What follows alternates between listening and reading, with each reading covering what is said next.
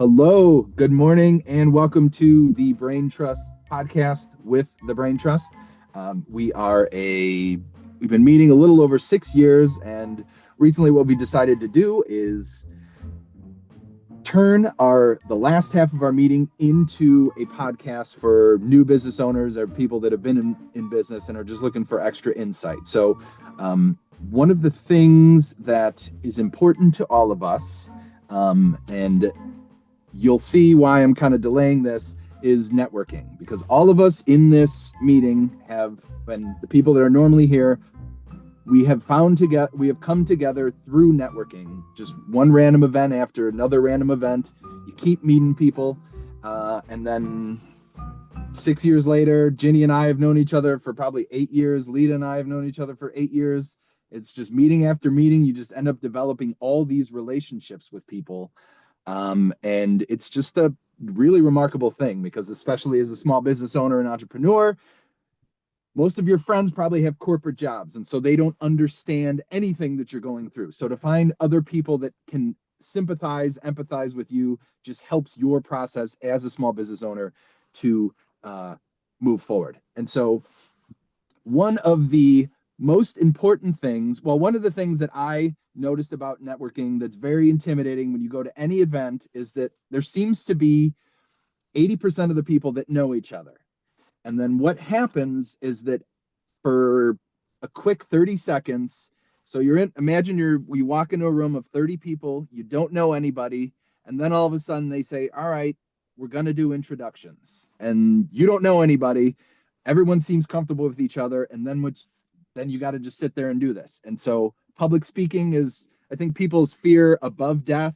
So obviously that's a thing. So like networking helps you build some of your public speaking skills, but one of the most important things that you do in networking without meeting people on the side is your elevator pitch. And so that's why I wanted to start, at least preface that, and then I'll introduce the group, because the elevator pitch, I think, is extremely important for you to say what you do. Um, Actually, let's do the elevator pitch first. So, Ginny, would you mind going first and telling us who you are and just your quick intro when you go to networking meetings? Sure. I'm a graphic designer and artist. I work with clients who need help communicating who they are, what they do, and how they are able to help their clients. I work collaboratively with them to design logo, business card, marketing materials, signage. Good referrals for me are startup businesses because they need a logo and business card so they can go out and network for their business. Business who has had their logo designed 10 or 20 years ago. Maybe it needs a facelift. Maybe they're just tired of it. Or maybe they've changed the direction of their business, so it needs to reflect that. People who have tried to start a project and can't organize all the moving parts, I can help with that. 3 reasons to work with me: I'm professional, I'm creative, and I'm a problem solver. Perfect. Thank you. So obviously, well, we'll talk about it after everything. David, do you want to go next? So let me just ask this question. Are we doing our full elevator pitch like we do when we're at a networking event, or are we doing the one that if I Not like the pod. so well, no, because like if I was walking up to somebody at a networking event and I wouldn't go through everything, I'd be like, hi, my name is David. I'm a virtual professional. I do digital marketing. I help small businesses, solopreneurs and entrepreneurs get found digitally by expanding and growing their digital footprint. What do you do? Perfect. And Perfect. I think, like Ginny's is really good for what she just did, for like when you're in a networking place where there's like, you're given 30 seconds or a minute.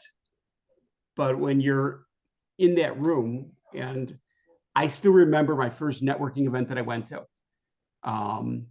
It was at the Skokie Chamber of Commerce many, many, many years ago. And I paid my dues. It was a multi-chamber event. And the director of the chamber, I don't remember her name, which is probably a good thing, said to me, I got there and I said, what do you do? And she said, go network.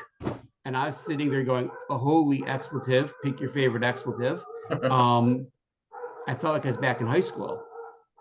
And so where you said that 80% of the people, and then there's a 20 that don't. When I was networking, I looked at it from a different perspective. I looked for those 20 because I knew the 80. Yeah. All right, David, you mute, and then we'll go jump to Andy. If Andy's ready. So Go ahead, should Andy. so I'm gonna give you Shoot. my network one at the networking, like, hey, good looking, what's cooking? Sure. Yeah.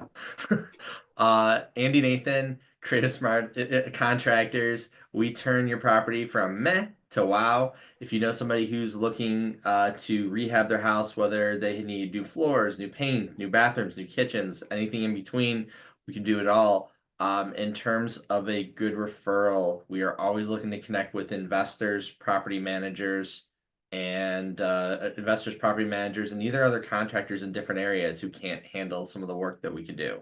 Um, for that, in terms of what you're talking about when you're at a networking event, like David was saying, it's more, hi, my name's Andy Nathan with Creative Smart Contractors. What's your name? What do you do? Because truthfully, when I'm at a networking event, I want to turn it over to them as soon as possible, because the best way for me to connect one-on-one is to find out what they do, because then it kind of guides the conversation. Because that's I think it's very different when you're in a networking event and you're talking to one person versus talking to the entire group. That is, and that's kind of what I was hoping for. So I'm glad you guys sort of said that. And so I'll just do mine. So I'm Michael Rattay. Today I'll do Ball Brain Creative, video content, headshots, event photos, and imaginative photos and videos to tell your story. And so that was kind of, I think you guys have sort of said it, because I think, Jenny, that's how, when you're in a group with a lot more people and you have that time, that's literally your only time to say who you are and what you do. And we should be thinking of that as, it's really top of funnel. If you want to consider, it's like you're bringing awareness to everybody of what you do. And so something like Ball Brain Creative makes no sense. So I need to say like a couple things that I do. Same thing with virtual professional, like all of ours, you need like an extra tagline to just give a couple things, so people are going to reach out to you for those things. So I think that's one of the most important things when you start a networking event, is that you need to think, what's your elevator pitch? And because the first time you go in and you don't know it, that's where the butterflies show up. You're like, how am I just going to improv in front of all these people? You guys want to add something else to? Yeah, I think for your elevator pitch, practice in front of the mirror. Mhm. And then That's, record yeah. yourself, because if you practice it before you go, it comes out a lot smoother. So like when I started, when I did my same pitch that I did for almost 20 years when I had the candy store, I could do it in my sleep. Right. And it was really easy. It was like, I could probably still do it today. And I haven't done it in 8 years, 7 years, whatever it is. But when I started doing, for I'm a virtual professional, when I started doing it, I've also shifted from what I thought I was going to be doing when I started doing small business consulting, because, things change. Well, Like, that's that's a whole different topic. Business, yeah. But when you're networking, like Andy said it, and I mean, I said the same thing. What do you do? And he's like, the best part of it is listening to what other people do. I think the worst thing you can do at a networking event is talk too much. I think gets back to what we were talking about 2 weeks ago, the listening component, because if you just talk, and you don't listen to what anybody else, everybody wants to talk. And if you let somebody else talk, you're building a connection, hopefully. And that's my personal opinion, for what it's worth. No, I agree. Go, Andy, do you want to jump on that too?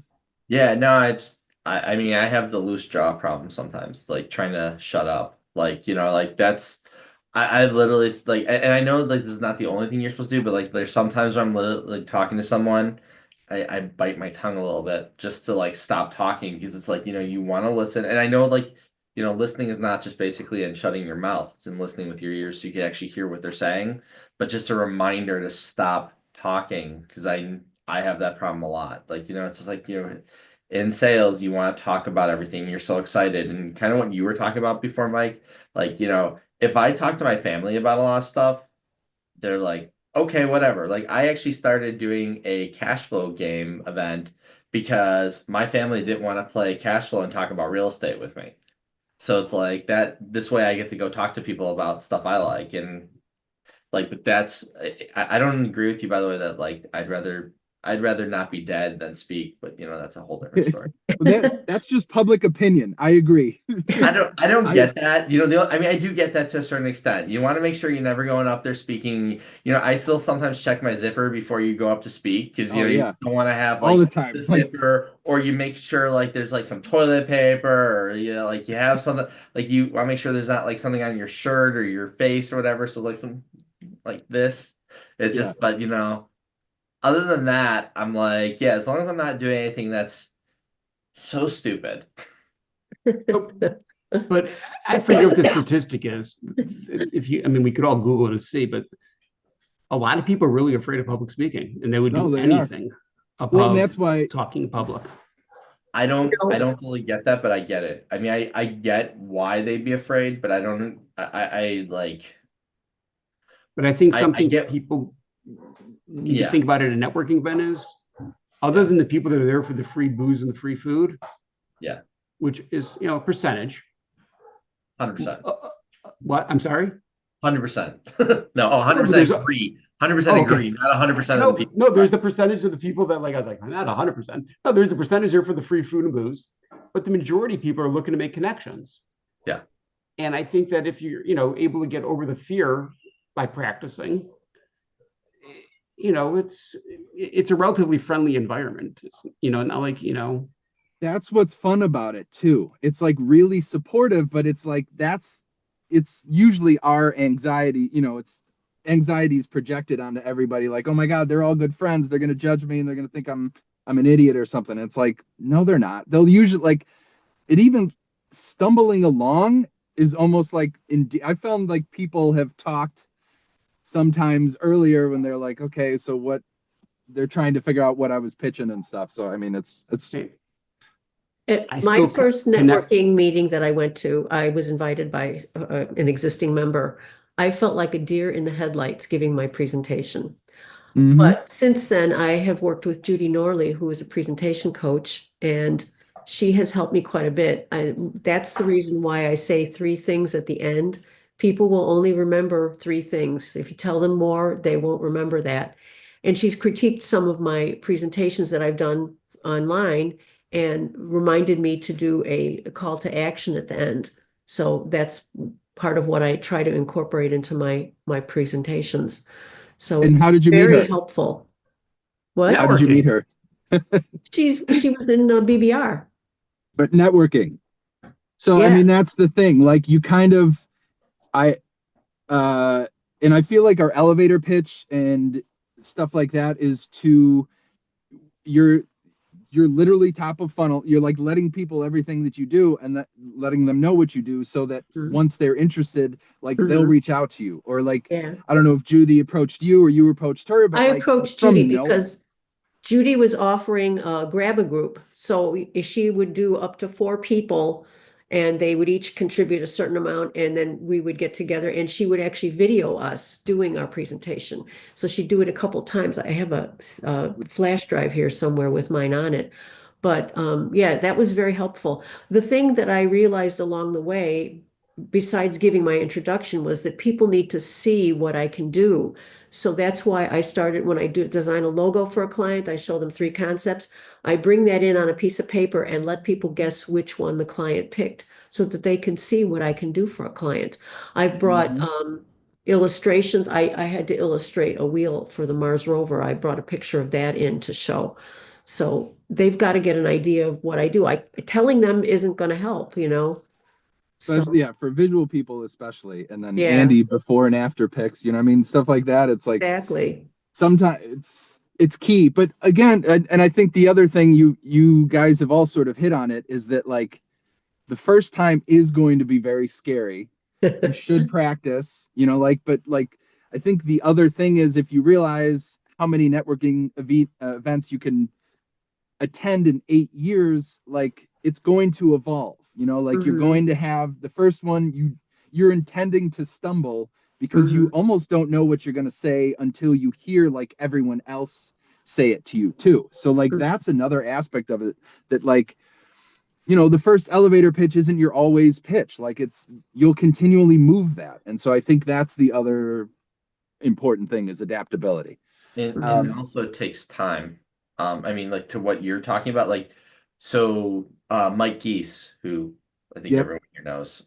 So Mike and I met at an investment meetup almost 15, 20 years ago. Like, I mean, I've known Mike probably longer than, like, truthfully, like, I wasn't really, like, he was someone I met at an event one time. We were friends for a little while, then we got out of contact and we came back in. It's like, we kind of traveled in and out of the same groups, but we've known each other for 15, 20 years. So it's just kind of weird that, like, you think about it, it's just like, you meet people over time and you're talking about, like, you develop, like, you don't know who's gonna be, like, I met Bernie was the 20%, by the way, like Bernie Small, my partner. So Mm-hmm.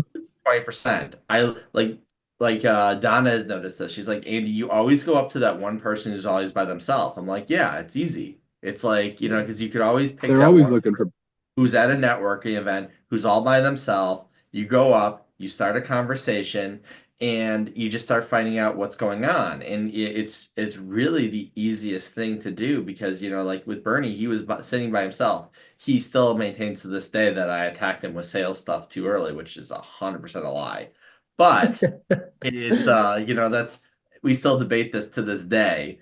And but like one of the things is that, like, you go up to somebody at an event who is by themselves and you could start building that relationship. And then I'll talk about people who went to an event to other people, like, I never met that person. I'm like, well, I went up to the one person who wasn't talking to the other 80%, because it's easy to talk to the 80% once you're in that group, but when you're not, you just talk to the Right. other 20%. I totally agree. I mean, I used to look for the person that was, I mean, I did that recently. I was at a networking event and I knew I was in the 20% because it was the first time I was at the group. So, but even though I was in the 20, I still was looking for the other 20. lost souls. Yeah. Well, that's exactly how it is. It's perfect. It's easier to communicate. It's one of those, they don't know anybody either, and it was what it was. Well, and because this also inspired, like when we met at lunch the other week, someone had mentioned going into something. He's like, I like going into these events. He's like, but everyone knew each other. It's like, well, yeah, everyone like just always knows each other. And so Andy, like that's a great that's a strategy, and that's real, because everything you said is 100% true, because it's like everyone wants someone, everyone's nervous to approach. So if you just have the guts to just walk up to somebody, like, you don't know who that person is going to be. And like you actually said, two of the things that are important about this is time. Like, it really takes a long time. David Richmond would say that you got to be somewhere at least a year before you start seeing anything. I think it's also like, what you do in that year, like how many additional one-on-ones you have with people, and if you present it, if people like your elevator pitch, blah, blah, blah. So I think there's a lot of like, yeah, but I can't see the clock, but I wanted to hit on the elevator pitch briefly on networking. And that's where I think the most important thing is, because we're supposed to be uncomfortable when we do this. Like, you're going into a room where you don't know anybody, so naturally it's going to be weird, but you just got to keep sticking it out. So I don't know, I think we kind of hit it all, but final thoughts? To quote Nike, just do it. Yep. There you go. Let's leave with that. Just do it, and it takes time, so stick with it is the other thing. So this was part 1 of networking with the Braintrust. We'll put elevator pitch as the sub, and then we'll go from there. So thanks, everyone. We'll see you in 2 weeks. Good one, guys. Take care. Bye-bye. Bye. Bye. Bye-bye.